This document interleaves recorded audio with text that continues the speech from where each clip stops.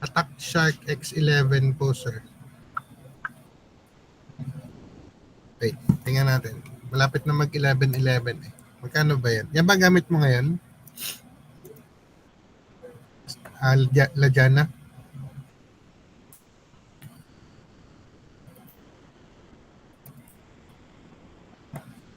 Di po, sir, pero best budget gaming mouse daw po pang balot. Ah. Oo, ano. Kamukha siya ng Logitech.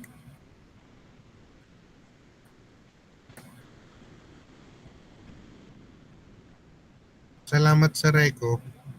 Sige, check out na natin yan.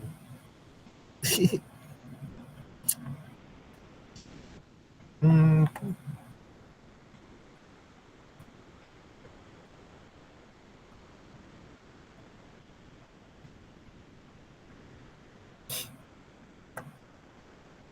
Okay. Na all rich.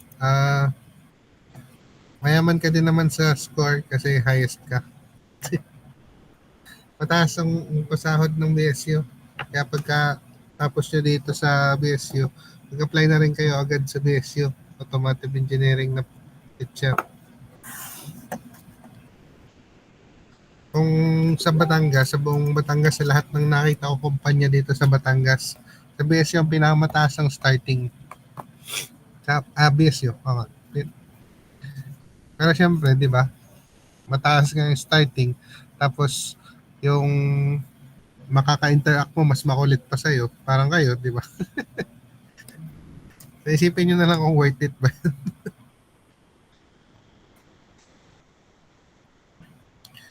Pwede namang bigyan ko kayo ng figure. Kasi ang starting dito is 220 per hour. Kung kayo ay weekdays, yun ay 30 hours per week. So kung 30 hours times 200, 220, so that's 7,200. Tapos 7,200 times 4, kasi 1 month, 28,000 na yun. So, dun pa lang, paldo na kayo. Wala talaga ang makikita mas mataas pa sa BSU pagdating sa starting. Kasi madalas namang mag-hiring sa BSU, pero syempre hindi naman kayo lahat mahahir. Magsiraan na lang kayo ng isa't isa para yung magaling lang talaga yung makakapasok.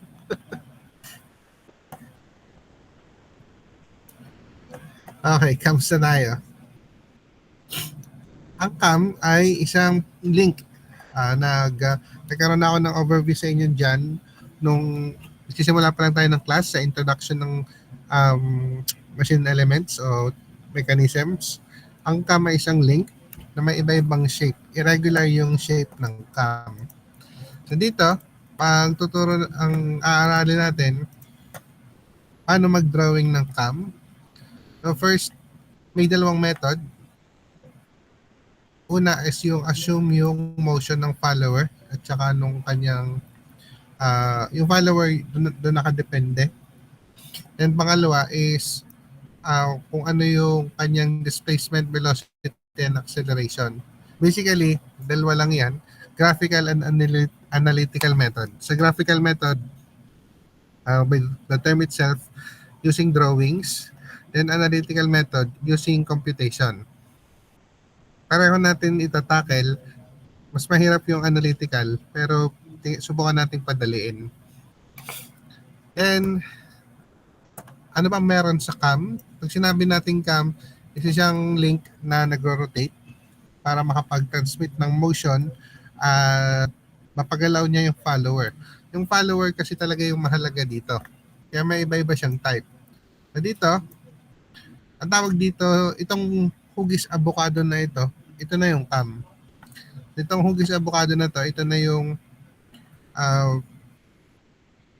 may nag-rotate siya, nagtatransmit siya ng motion dun sa follower na may iba-ibang type. So dito, ang follower is what we call the knife edge type. Kasi by its physical feature, mukha siyang kutsilyo. Knife edge type. Dito, roller follower. By the impression din, isa siyang roller. Meron ding iba-ibang arrangement ang cam at follower. May tinatawag na inline at saka offset. Kapag inline, yung center ng cam at saka center ng follower ay magka-align. Then pag offset, ang center ng cam at saka center ng follower ay naka-offset. Madali naman tandaan. Then, meron din tayo na types ng follower na oscillating tsaka reciprocating. Dito sa follower na nandito sa picture ngayon, natawag dito oscillating kasi yung up and down motion ng follower naka-angle. Imagine nyo, naka-pivot itong follower na to dito sa mechanism sa point na to. So kung naka-pivot siya, ang magiging motion ng ating follower dito, nag-arc siya. Merong arc na mabubuo. Samantalang dito sa tatlong nandito sa taas, ang motion lang niya is up and down. Reciprocating ang tawag, nandito is oscillating. Then, last type ng ating follower, we have the flat face follower. Pag sinabi natin flat face, literally, flat yung ating follower at pwede din siyang up and down or pwede din siyang oscillating.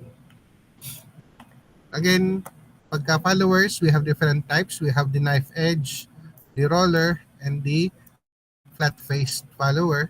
Pwede yung installation niya is inline. Pwede yung installation niya is offset. Then, pwede din ang motion ng follower is may arc, which is oscillating, at saka which is up and down, which is reciprocating. So, para mas ma-appreciate nyo, may na-research akong video kung paano siya gumagalaw. Pa-play ko mamaya. Tatapusin muna natin tong lecture. Kung may different types of follower tayo, may different types din tayo ng cam, which is first is the radial follower. So itong radial, itong disc cam pala. Pwede din siyang tawaging radial cam. So disc cam o radial cam, yun na yung mga mukhang plato na mga kapal na yan. Ito na yung mga cam natin. Ito na yung pinaka-gamit o pinaka-regular na size ng cam na ginagamit ng isang mechanism o machine. Then, ganun, pwede siyang i-partner sa iba-ibang type ng follower like this one, flat face. Ito, roller na inline. Ito, roller na offset. Then, yung different types ng cam with roller follower. Meron din tayong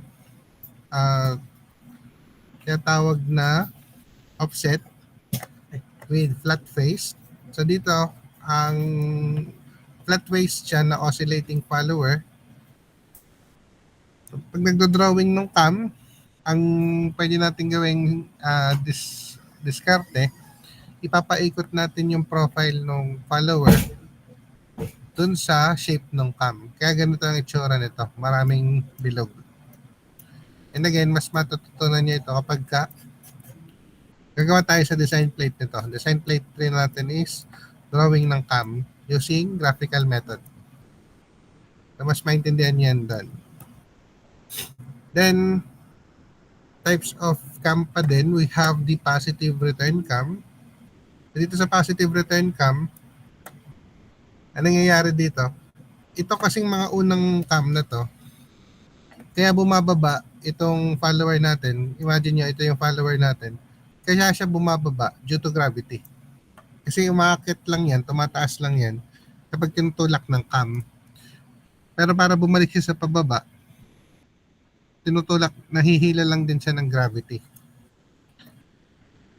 Pagdating dito sa positive return cam, bumabalik sa position yung ating cam. Ito yung cam niya, itong rectangle na to.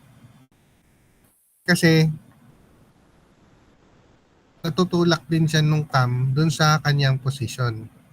So imagine niyo umiikot itong cam natin. So nagbabalik-balik siya sa position, hindi dahil sa gravity. Bumabalik-balik siya sa position dahil tinutulak siya ng cam. Then we have another type which is the cylindrical cam or the cylinder cam. Dito sa cylinder cam, yung side ng ating cam mayroong groove o may ukit. Doon nakasunod yung ating follower, itong nasa taas. At gumagalaw yung follower natin habang umiikot yung cam. Again, this is the cylindrical cam or the cylinder cam. Then we have the inverse cam. Dito sa inverse cam ay ito yung follower niya. Itong arm na to. Then ang nangyayari, yung arm yung gumagalaw. Tapos yung cam ang pinapagalaw niya. So, baliktad yung motion. Imbis na yung cam yung nagpapagalaw sa follower, yung cam ang naging follower. Kaya inverse cam. So, yan yung overview natin pagdating sa cam. Again, para mas ma-appreciate na siya, nanonood tayo ng video. Tapos, lalagyan ko na rin ng commentary. Warning lang, medyo malakas yung sound. Kung naka-earphones kayo ay pwedeng hinaan nyo ng konti.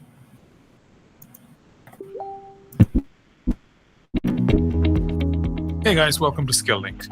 We've all learned that valves in Okay, so dito, ang follower natin is itong orange. Then, ang cam natin is itong kulay white na hugis avocado na plate na kapag umiikot siya, nakakapagpagalaw siya nitong follower. So here we have a radial cam o disc cam. Then ang follower natin yung flat-faced cam. internal combustion engines are operated by means of a cam and follower mechanism. These cams are available in various shapes and sizes and are used based on the requirements. In this video, we're going to discuss the different types of cams and followers. Before moving on to the types, let's discuss how a cam and follower mechanism works. A cam is a mechanical device that is used to achieve the desired reciprocating or translating motion. A cam and follower set Dito ang ginamit na word is translating, pero kasi kagaya na rin siya nung oscillating or reciprocating. So we have three members, which is first is the cam itself, then the follower, then yung ground o yung frame. Kasi syempre dapat nakafix yung follower natin sa isang frame para hindi siya malaglag. setup consists of three members. The cam acts as the driving member and the follower acts as the driven member. The third member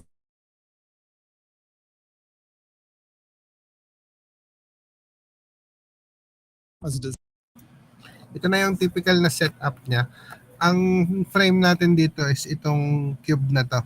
Pero hindi naman nito ibig sabihin lahat ay cube, lahat ang frame. Anong pinapakita lang dito ng cube na to? Kailangan may humahawak dun sa follower natin. So kung anything na humahawak sa follower natin, siya na yung frame.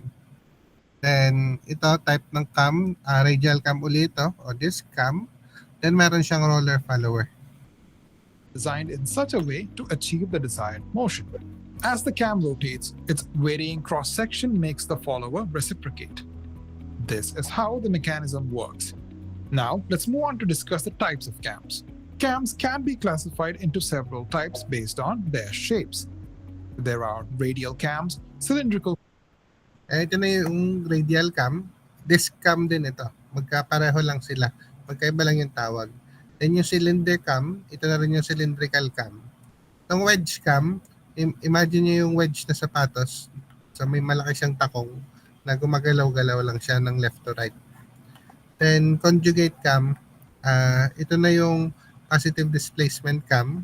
Kagaya din siya. Ibig sabihin, yung sabi ko kanina, bumabalik yung cam sa dati niyang pwesto, hindi dahil ng gravity, kundi dahil tinutulak din siya ng cam. Yung globoidal cam ay ito na din yung makikita niyo yung itsura, mahirap i-describe eh. Then spherical cam is para siyang cylindrical cam pero sphere na yung gamit. cams, wedge cams, conjugate cams, globoidal cams, and spherical cams. Let's see the types one by one. The radial cam is simple and is made from a flat plate. The circumference of the cam is designed in such a way as to provide the desired motion. Hence, it's also known as a plate or disc cam. In this type, the axis of the cam is perpendicular to the direction of motion of the follower. The next type is the cylindrical cam, which is also known as a barrel or drum cam. This cam has a cylindrical shape and there is a groove cut on its surface. The follower follows the path of the groove. In this type, the axis of the cam is parallel to the direction of motion of the follower.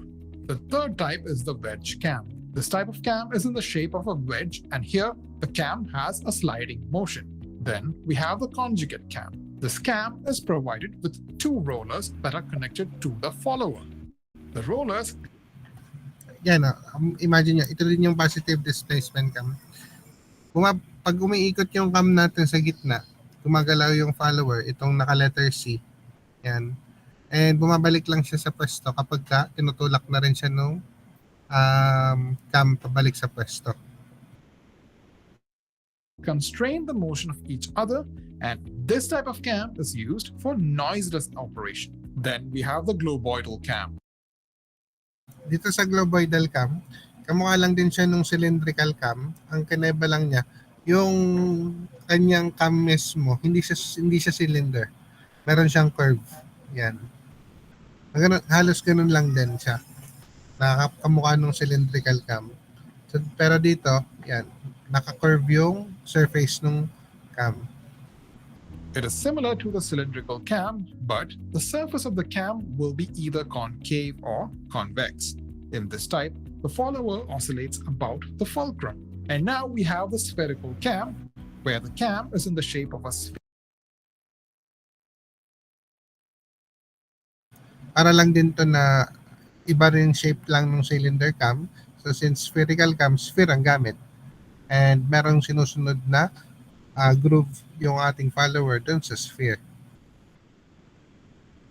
Sphere provided with a groove over which the follower moves. Here, the oscillation of the follower will be perpendicular to the axis of rotation of the sphere. With this, we have seen the different types of cams. Now, let's move on to the types of followers. The followers can be classified into several types based on their shape, position. Yung followers natin, ito na yung sinasabi. Kanina, sabi ko, merong tatlong type. Sa shape, we have the knife edge type. Then we have the roller type and the flat face type. Meron pa uling nagawang bago, which is the spherical type. Pero hindi naman siya masyadong gamit. Then sa position, dalawa lang yon, yung inline at saka offset. Again, pag inline, yung center ng cam at saka center ng follower is magka-align. Pag offset, may discrepancy yung center line ng cam at saka follower. Then sa type motion, again, we have the reciprocating, or ang tawag dito sa video is translating, at saka yung oscillating, which is back and forth motion on a arc, on a curve. Position and type of motion. When it comes to shape, followers are classified into knife edge follower, roller follower, flat-faced follower, and spherical-faced follower. Knife edge followers have a pointed end, and this setup is simple and compact. But this type of follower encounters more wear. In order to minimize the wear, roller followers are used. Roller followers have a roller at the end. Mapapansin nyo, sabi doon, maganda naman gamitin yung knife edge type. Kaso, napupurol agad yung cam. Kasi nakakontakt siya sa hard surface. Pero dito sa roller, gumagalaw siya. Ang disadvantage naman dito sa roller kasi, meron pang moving part dito sa roller. So, mas maraming moving part, mas maraming prone sa pagkasira. End of the follower stem. The roller rotates with the cam, reducing the sliding motion by rolling action, resulting in minimal wear. Then we have the flat-faced followers. Here, as the name suggests, the follower has a flat contact surface. This type of follower is used for quick motion, but it develops high surface tension, misalignment, and deflection. For overcoming the disadvantage of the flat-faced, Doon sa flat-faced, meron mga deflection na nabubuo kasi yung impact na binibigay ng cam doon sa follower. So para mas mapaganda yung contact niya, ginawa nilang spherical-faced yung flat-faced. follower, spherical-faced followers are used. Here, the contact area of the follower is in spherical shape, which results in lesser wear and lesser tension. Now let's move on to the types of followers based on position. They're classified into two types, the inline follower and the offset follower. If the axis of the follower coincides with the center of the cam, then it is said to be the inline follower, whereas if the axis of the follower is at an offset from the center of the cam, then it is said to be the offset follower. In addition to all these, followers can be classified into two types based on the type of motion. If the motion of the follower is in a straight line, then it is said to be translating follower. But if the follower is pivoted, it will have oscillating motion, and those followers are said to be oscillating followers. So that's it, guys. With this, we've seen the different types of cams and followers. We'll meet up in another video. Until then, bye.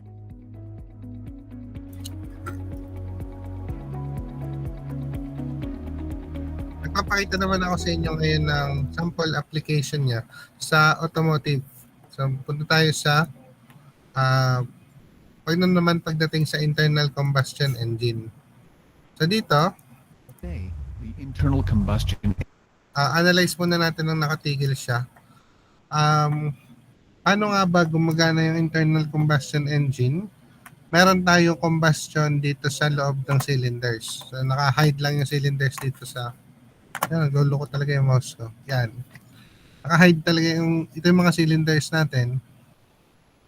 Then, pagka sumabog yung air fuel mixture dito sa loob ng cylinder, itutulak niya itong piston head pababa.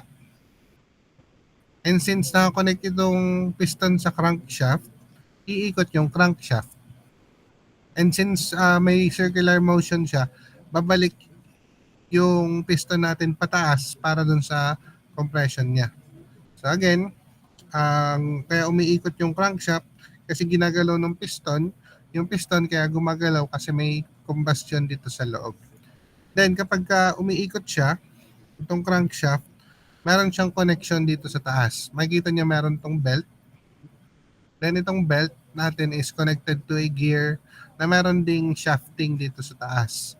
And dito sa shafting dito sa taas, makikita niyo may mga nakakonect na cam. Itong cam na ito yung nag-open and close sa mga valve para sa pagpasok ng fuel at saka ng hangin at saka sa pag-exhaust ng usok. So tingnan natin kung anong itsura niya. Today, the internal combustion engine is used in motorcycles, automobiles, boats, trucks, aircraft, ships, heavy-duty machinery and power generators. A four-stroke Sa actual na nangyayari sa loob ng sasakyan, sobrang bilis yan. So imagine ninyo, pag nag-start kayo ng makina, ang takbo ng ating dun sa tachometer is 2,000 RPM. Sa loob ng 1 minute, makakaikot ng 2,000 beses itong crankshaft natin. So very slow mo lang itong nasa video. engine is an internal combustion engine in which the piston completes 4 separate strokes: intake, compression, power, and exhaust during 2 separate revolutions of the engine's crankshaft, and 1 single thermodynamic cycle. Let's take a look at the basic internal parts of a 4-stroke engine. Inside the engine block, there is a crankshaft.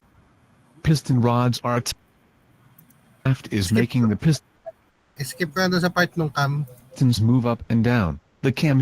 Let's now take a look at Yan. Let's now take a look at how the combustion creates pistons motion. First, intake stroke. The inlet valve is opened, and the fuel-air mixture is drawn in, as the Yan. Sa paggalaw ng crankshaft, gumagalaw din yung ating cam. Bubukas, papasok yung air fuel mixture, then sisilaban ng spark plug. piston travels Assuming gasoline engine to. down.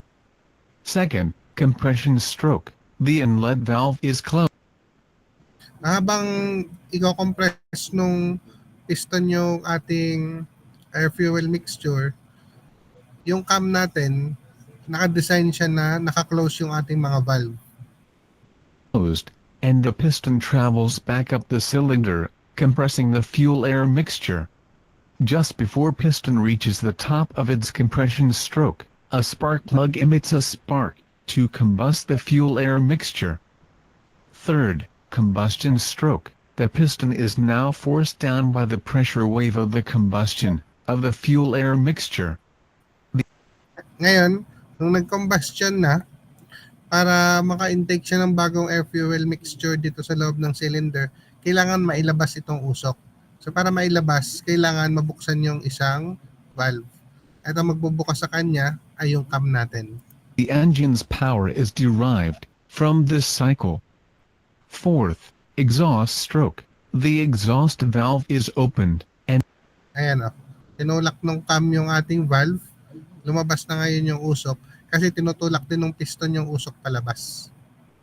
the piston travels back up, expelling the exhaust gases through the exhaust valve. At the top of the stroke, the exhaust valve is Tapos ngayon, since nailabas na yung usok, ihigop na siya uli ng bago. closed. This process is repeated. What had been presented is the cycle of operation of one cylinder of a four-stroke engine. Generally, engines have two or more cylinders acting in concert with each other to produce the engine power.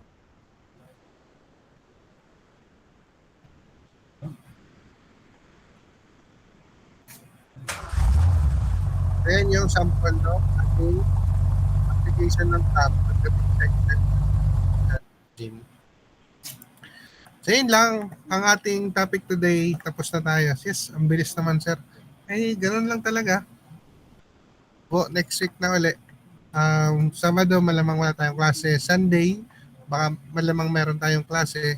So ganito lang din. Ang topic natin ngayon doon sa next meeting is design para mag-drawing ng cam. Okay. So yun lang guys. Have a nice Sunday. Goodbye.